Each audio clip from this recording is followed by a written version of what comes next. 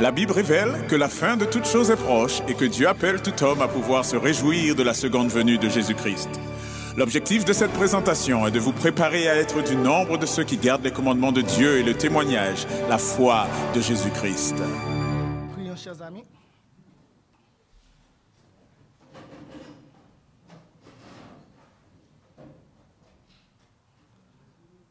Notre Père qui est aux cieux, que tu es bon, envers nous. Tu as donné ton seul Fils engendré, Jésus-Christ, pour mourir à notre place afin que nous puissions avoir la vie éternelle. Tu as donné ce qui était plus cher pour toi. Alors qu'est-ce que tu ne feras pas afin de sauver ton peuple en ces derniers jours? Ouvre leurs yeux. Ouvre nos yeux, bon Père. Fais-nous comprendre ta parole. Encore, je te demande de ton esprit, afin de partager, afin de parler avec ton peuple, afin qu'ils puissent voir que tu les aimes d'un amour éternel. Nous t'en remercions, mon Papa, parce que tu exauceras notre prière, parce qu'elle est faite selon ta volonté. Nous t'en prions ainsi, au nom de Jésus. Amen. Comme Pasteur Boulotte, j'ai oublié de me présenter à vous. Mon nom est Mikaïl Aubour. Vous pouvez m'appeler frère Mikaïl. Et j'habite à Gatineau, Québec.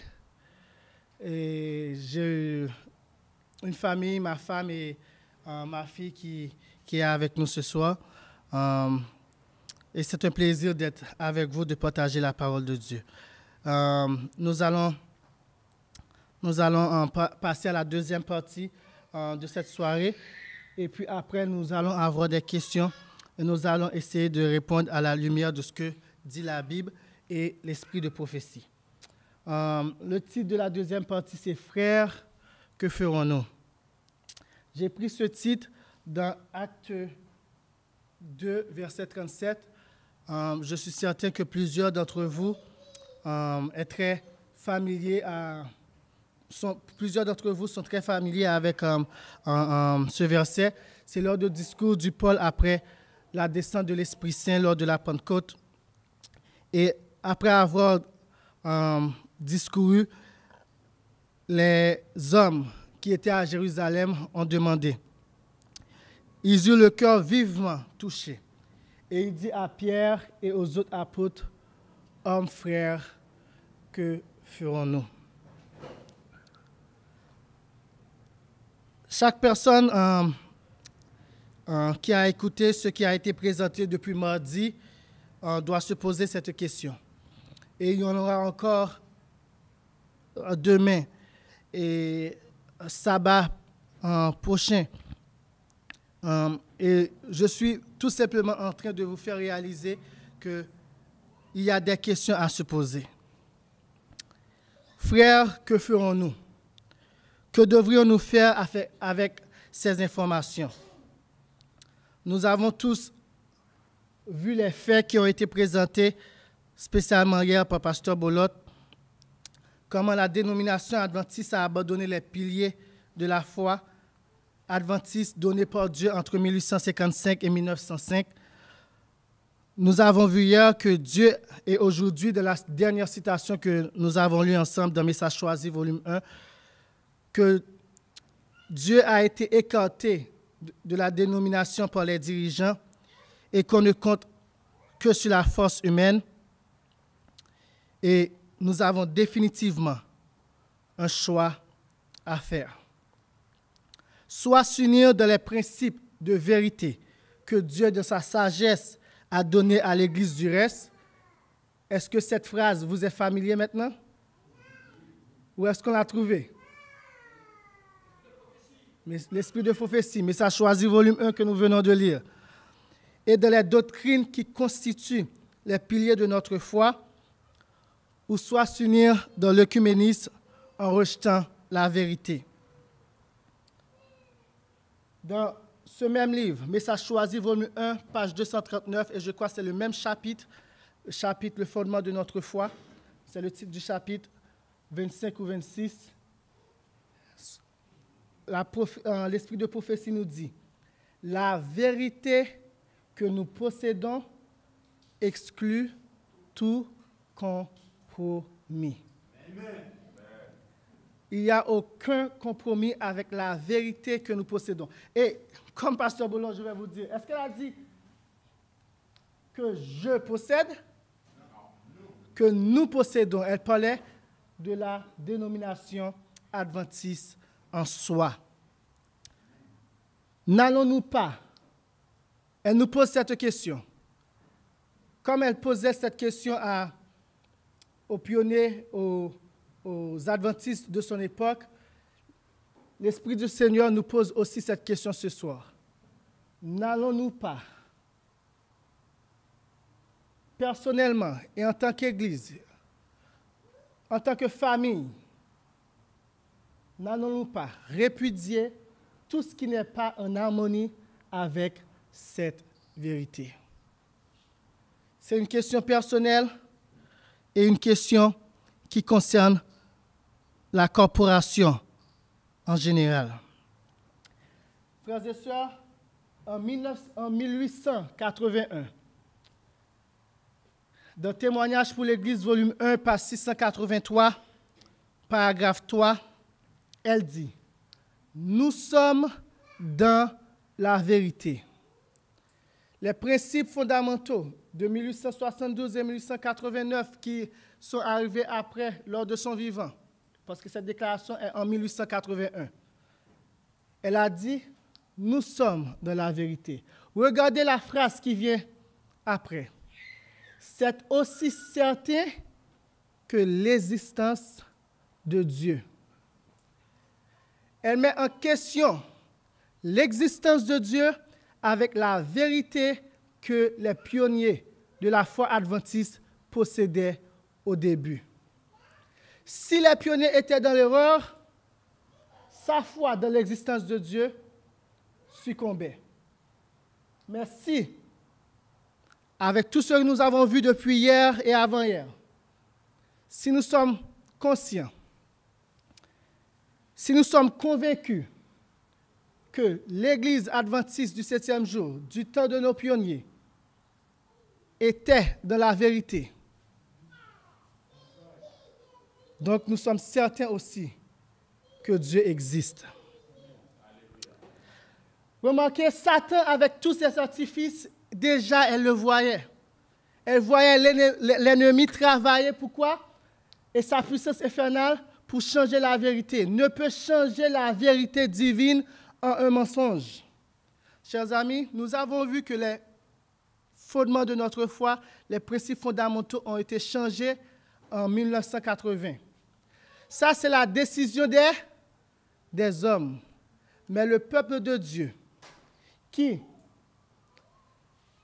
tient sa Bible dans sa main droite et a l'esprit de prophétie dans sa main gauche, pour ce peuple, la vérité ne peut être changée en mensonge. Bien que le grand adversaire s'efforce de réduire à néant l'effet de la parole de Dieu, la vérité n'en brillera pas moins de vif éclat. Que vous voulez pour vous-même accepter la vérité ou pas, cela n'empêchera pas à la vérité de briller d'un vif éclat. Dans les cœurs de ceux qui accepteront cette vérité, la vérité, et Jésus-Christ est le chemin, la vérité et la vie, cette vérité brillera d'un vif éclat. Il est la lumière du monde. Cette lumière va resplendir du cœur de ceux qui ont accepté cette vérité de nos pionniers. Le premier choix est ce que Dieu veut pour nous, son peuple, le reste. Le deuxième est ce que Dieu nous met en garde et ce que Satan voudrait que nous choisissions afin de tomber dans ses pièges. Dans Deutéronome 11, versets 26 à 28, la Bible nous dit Vois, je mets aujourd'hui devant vous la bénédiction et la malédiction. La bénédiction, si vous obéissez au commandement de l'Éternel, votre Dieu, que je vous prescris en ce jour. La malédiction, si vous n'obéissez pas au commandement de l'Éternel, votre Dieu, et si vous vous détournez de la voie que je vous prescris en ce jour, pour aller après d'autres dieux que vous ne connaissez point. La première génération des Adventistes du 7e jour ne connaissait pas ce Dieu trinitaire qui a été voté officiellement en 1980. En allant après ce Dieu-là, chers amis, la parole nous dit, en allant après d'autres dieux, la malédiction repose sur nous. Deutéronome 30, verset 19. J'en prends aujourd'hui à témoin contre vous le ciel et la terre. J'ai mis devant toi la vie et la mort, la bénédiction et la malédiction. Et l'Éternel nous exhorte. Il plaide avec nous. Choisis la vie. Toi, choisis la vie afin que tu vives. Toi et ta postérité. Toi et tes enfants qui viennent et qui viendront après vous. Nous devons nous unir. Et l'œcuménisme parle d'unité, d'unité, d'unité. Vous voyez, frères et sœurs, nous devons nous unir. Il va tout simplement avoir deux groupes de personnes qui vont s'unir différemment. Christ nous appelle à nous unir. Mais c'est sur quelle base? La vérité. À chaque fois, je pense que... Le Christ, dans Message choisi, volume 1, page 205, paragraphe 3, sera dit, le Christ demande l'unité. Jésus-Christ l'exige. Et il ne nous demande pas de réaliser l'unité dans le mal. Voilà déjà une barrière, un prérequis. Laissez-moi utiliser cette expression de préférence. On ne peut pas s'unir dans le mal.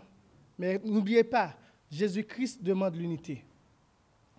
Le Dieu du ciel trace une ligne de démarcation ferme entre ce qui est pur, ce qui élève, ce qui ennoblit et les fausses doctrines qui induisent en erreur. Il nomme le péché et l'impénitence par leur vrai nom. Il y a une expression créole qui dit « voyer roche, cacher main ». Dieu ne fait pas ça. Le péché, il l'appelle par son vrai nom. Il ne passe pas une couche de mortier sur nos méfaits. Et voilà la supplication de Sir White. Et c'est l'Esprit qui est en train de supplier à nous aussi. Je supplie mes frères de s'unir sur une base vraiment scripturaire. Et vous voyez ce vraiment-là, c'est important. Parce que l'œcuménisme vous dit quoi? Jean 17, verset 21 à 23. Il cite la Bible pour s'unir. Mais il faut que cette unité soit faite sur une base vraiment scripturaire, afin que toutes les doctrines, on ne va pas mettre des doctrines à part de côté et puis on va s'unir.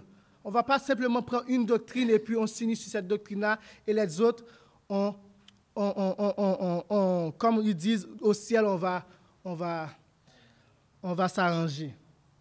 Non, il faut que toutes nos doctrines, il faut que cette unité soit basée sur la Bible.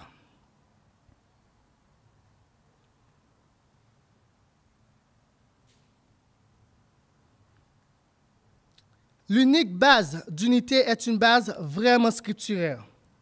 Il n'y a pas d'autre. Ce n'est pas l'amour, ce n'est pas que nous portons le nom de chrétien, ce n'est pas parce que nous voulons défendre la cause des plus faibles et des malheureux. Non. La base de l'unité est un clair, ainsi dit l'Éternel. Sinon, ce n'est pas l'unité que recommande le Dieu de la Bible. Dans Manuscript Releases, volume 15, page 259, elle nous dit, nous devons nous unir, mais pas sur une plateforme d'erreur. Et nous avons vu que les piliers de notre foi étaient la plateforme de la vérité que Dieu avait donnée et à son peuple au début des 50 premières années. Nous avons un message test à proclamer, faisant référence au message des 3 anges d'Apocalypse 14. Et j'ai été instruite pour dire à notre peuple, unissez-vous, unissez-vous. Mais comment? Mais nous ne devons pas nous unir à ceux qui s'éloignent de la foi. De quelle foi il parle? De la foi biblique, mais cette foi biblique a été aussi donnée à nos pionniers. En prêtant attention aux esprits séducteurs et aux doctrines de démons. Nous devons aller proclamer le message sans prêter attention à ceux qui s'éloignent de la vérité. Des fois, vous savez que nous avons peur de partager le message. Qu'est-ce que les dirigeants vont penser? Qu'est-ce que certaines personnes vont penser? S'ils s'éloignent de la vérité, nous n'avons pas à prêter attention à ces gens-là. Ça, c'est le commandement, c'est l'ordre que Dieu nous a donné. Allez-y, annoncez ce message test que nous devrions proclamer. Nous ne devons en aucun cas nous unir avec ceux qui s'éloignent de la foi. Suivre et s'unir à ceux qui enseignent ces nouvelles doctrines, c'est s'unir aux esprits séducteurs et aux doctrines de démons. Qui ici aimerait être ami avec des démons? Il n'y a aucune main qui est levée. Et j'espère qu'il n'y a aucune réponse qui est donnée qu'il n'y a aucune réponse positive qui est donnée dans nos cœurs aussi. Dans Review and Herald, 2 janvier 1900, article A, elle dit, « Il vous est impossible de vous unir à ceux qui sont corrompus. » On ne parle pas de la corruption de la chair, là. Corruption spirituelle. Et de rester pur. Impossible. Nous avons vu avec Salomon, tantôt, que Salomon pensait qu'il pouvait, dans sa sagesse, il pouvait garder le peuple pur, mais nous avons vu que en s'alliant avec les femmes étrangères, le peuple Israël avait perdu sa pureté. Pourquoi? Parce que c'est impossible, chers amis. Lorsque nous nous unissons avec ceux qui sont corrompus spirituellement, de rester purs. À force d'écouter. Et la Bible dit, c'est en contemplant que nous sommes changés. Dieu, Christ et l'homme céleste voudraient que l'homme sache que s'il s'unit aux corrompus, il deviendra lui aussi un corrompu. C'est un fait, chers amis. Vous vous unissez avec ceux qui sont corrompus, tôt ou tard, vous allez devenir comme eux. Vous allez devenir corrompus. C'est pour cela que Dieu a donné avertissement sur avertissement, que ce soit dans la Bible, que ce soit dans l'esprit de prophétie. Ne vous unissez pas avec les infidèles. Ne vous mettez pas sur le même jour avec les infidèles. Ce n'est pas seulement une question de mariage. Des fois, on prend ce verset, on l'applique seulement au mariage. Mais spirituellement parlant, chers amis, s'unir avec les corrompus, on va être corrompus aussi. Impossible de s'unir dans l'œcuménisme et rester pur. Impossible, frère. Je le répète à plusieurs reprises, c'est impossible. Alors qu'il faut s'unir sur la plateforme de la vérité avec ceux qui se tiennent sur cette dernière, l'action opposée est aussi nécessaire. Il faut se séparer de ceux qui s'éloignent de la plateforme de la vérité. Dans Testimonies for the Church, volume 6, page 61, elle dit « L'œuvre du message du troisième ange consiste à séparer des églises un peuple qui prendra position sur la plateforme de la vérité éternelle. » Et je ne vais pas cesser de le répéter. On a vu c'était quoi cette plateforme de la vérité éternelle hier. Et le message du troisième ange, c'est l'œuvre de ce message. C'est de préparer, c'est de séparer des églises. Un peuple qui prendra position fermement, inflexiblement sur la plateforme de la vérité éternelle, qui ne change pas, qui dure éternellement. Je vais essayer d'utiliser des synonymes le plus que je peux pour faire passer le message autant que je peux. Dans Review and Herald, 9 mai 1899, elle dit, même si vous ne vous sentez peut-être pas capable de dire un mot à ceux qui travaillent sur de faux principes, votre quoi? Votre retrait et votre silence peuvent faire plus que des paroles. Parce que vous savez, des paroles, des fois, vous pouvez dire des choses que vous ne devriez pas dire.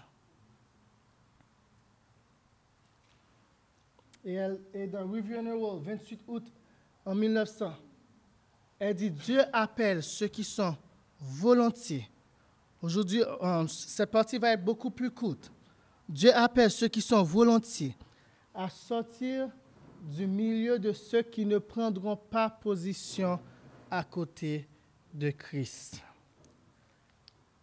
Qui est-ce qui fait l'appel? Est-ce que ce sont les hommes? Non. Et qui est-ce que Dieu appelle? Les volontiers. Dieu ne force personne. Et de même, nous ne devrions forcer personne. Mais à ceux qui sont volontiers, Dieu les appelle à sortir. Dans 1 Corinthiens 5, verset 11, nous lisons ce qui suit. Maintenant, ce que vous ai écrit, c'est de ne pas avoir des relations avec quelqu'un qui, se nommant frère, se disant chrétien, est impudique ou cupide ou idolâtre, des faux dieux. Nous avons vu qu'une mauvaise conception de Dieu est aussi fatale que adorer Baal hier avec Pasteur Boulotte, ou outrageux, ou ivrogne, ou ravisseur, de ne pas même manger avec un tel homme. C'est dur, hein? Mais pourquoi? Pourquoi cette interdiction? Dans Special Testimonies, série B 7, page 64, elle nous dit, « Je donne maintenant le message que Dieu m'a donné à tous ceux qui prétendent croire en la vérité. » Vous prétendez croire à la vérité? Voilà le message que Dieu vous donne.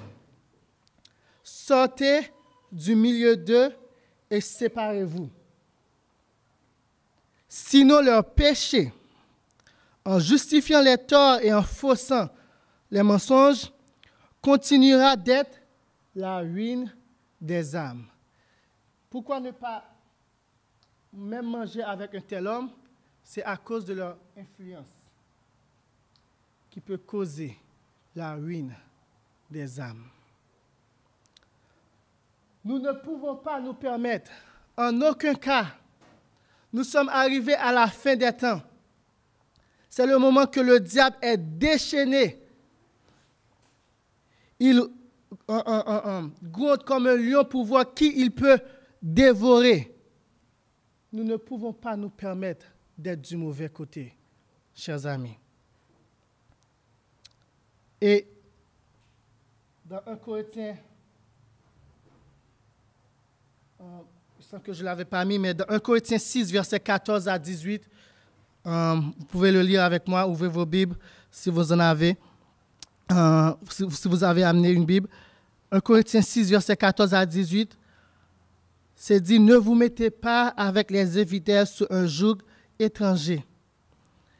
Car quel rapport y a-t-il entre la lumière et les ténèbres, entre la justice et l'iniquité? Ou qu'y a-t-il de commun entre la lumière et les ténèbres? De Corinthiens 6, verset 15, quel accord y a-t-il entre le Christ et Bélial? Ou quelle part a le fidèle, avec l'infidèle? Quel rapport y a-t-il entre le temple de Dieu et les idoles? Car nous sommes le temple du Dieu vivant. Comme Dieu l'a dit, j'habiterai et je marcherai au milieu d'eux. Je serai leur Dieu et ils seront mon peuple. C'est pourquoi sortez du milieu d'eux et séparez-vous, dit le Seigneur. Ne touchez pas à ce qui est impur et je vous accueillerai. Je serai pour vous un père et vous serez pour moi des fils et des filles, dit le Seigneur Tout-Puissant. À la question qui a été posée au début, hommes frères, que ferons-nous? La réponse nous est donnée. Je n'ai pas à venir avec une réponse. Et toutes les citations que nous avons lues étaient dans le but de pouvoir donner un élément de réponse. Dans le même chapitre, les versets suivants, Pierre répond, repentez-vous. Vous vous rappelez au début de mon message, j'avais dit, en exposant et en criant comme Ésaïe 58 a dit, à plein gosier les péchés de mon peuple. Vous vous rappelez que je vous avais dit, ce n'est pas pour pointer du doigt ou pour condamner, mais c'est pour appeler à la repentance. Voilà le message que Dieu nous adresse ce soir. Repentez-vous. Repentez-vous et que chacun de vous soit baptisé au nom de Jésus-Christ pour le pardon de vos péchés et vous recevrez le don du Saint-Esprit. Car la promesse est pour vous, pour vos enfants et pour tous ceux qui sont au loin, qui nous écoutent, soit en Haïti, soit en France, soit aux États-Unis, soit dans les Antilles, soit en Afrique, etc., etc., en aussi grand nombre que le Seigneur notre Dieu les appellera. Et par plusieurs autres paroles, il les conjurait et les exhortait, disant, sauvez-vous de cette génération perverse. Si Pierre pouvait le dire de la génération de son temps, imaginez notre génération qui, la Bible nous dit, nous sommes arrivés à la fin des temps. Et Paul nous a dit, à la fin des temps, les hommes seront impies, infidèles, égoïstes, irrespectueux de leurs parents, ayant la forme de la piété, mais reniant la puissance. Imaginez notre génération. Alors, sauvons-nous de cette génération perverse. Ceux qui acceptèrent sa parole furent baptisés, et en ce jour-là, le nombre des disciples s'augmenta d'environ 3000 âmes. C'est à nous de choisir. C'est à nous de décider si nous voulons servir l'Éternel, le Dieu d'Israël, le Père de notre Seigneur Jésus-Christ, et d'obéir à ses commandements. Pas 9 des 10, pas 3 des 10, mais à tous ses commandements. À toute parole qui sort de la bouche de Dieu. Ou si nous voulons servir Baal, le Dieu de l'écuménisme, la Trinité, le Dieu de ce siècle, qui nous invite à transgresser la loi de Dieu. C'est à nous de choisir. Frères et sœurs, c'est à moi, c'est à toi, c'est à votre famille, c'est aux femmes, c'est aux maris de choisir, de servir le Dieu vivant, le Dieu du ciel. Que le Seigneur nous vienne tous en aide, afin d'être en mesure de faire le bon choix. Amen. Prions.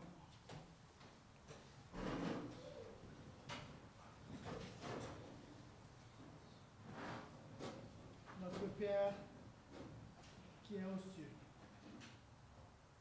merci pour ton amour. Merci parce que cet amour se renouvelle à chaque matin. Merci parce que tu nous aimes d'un amour éternel qui ne cesse jamais. Merci parce que tu nous exhortes à choisir la vie. Parce que tu veux que nous soyons à tes côtés et à jouir des joies sans fin que tu prépares pour ton peuple. Bon papa, nous sommes faibles. Nous sommes accoutumés à transgresser ta sainte loi. À plusieurs reprises, nous disons dans nos cœurs, nous prêtons même serment, nous faisons même des vœux. Oh papa, à partir d'aujourd'hui, nous allons t'obéir. Mais à chaque fois, nous comptons sur nos forces, nous comptons sur notre sagesse et nous désobéissons, mon papa. Mais aujourd'hui, tu nous as fait comprendre que la promesse est à nous et à nos enfants. La promesse de ton Saint-Esprit, c'est cet esprit que tu as dit que tu mettras dans nos cœurs afin que nous puissions observer tes commandements, garder ton alliance, obéir à ta sainte loi. Nous le voulons, mon papa. Donne-nous de ton esprit. Fais-nous tes enfants, des enfants obéissants, des enfants de la justice, des enfants qui haïssent l'iniquité et qui aiment la bonté, la justice, qui aiment la miséricorde. Donnez-nous un amour aussi pour ton peuple, pour ceux qui périssent, afin que nous puissions les annoncer l'évangile éternel que tu nous as confié.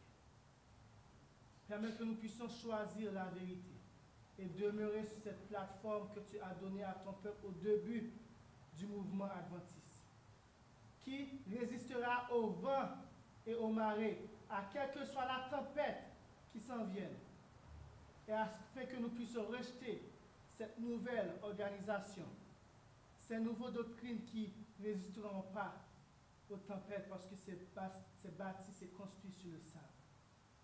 C'est notre requête de ce soir. Nous voulons être tes serviteurs, tes enfants. Fais-nous grâce. Nous t'en prions au nom de Jésus, qui règne au siècle des siècles. Merci d'avoir écouté cette présentation avec intérêt. Pour plus d'informations, consultez notre site internet lereste.org et suivez-nous sur Facebook ainsi que sur YouTube à @lereste. Vous pouvez aussi nous contacter par email à info@lereste.org ou par téléphone au +33 6 12 60 13 69.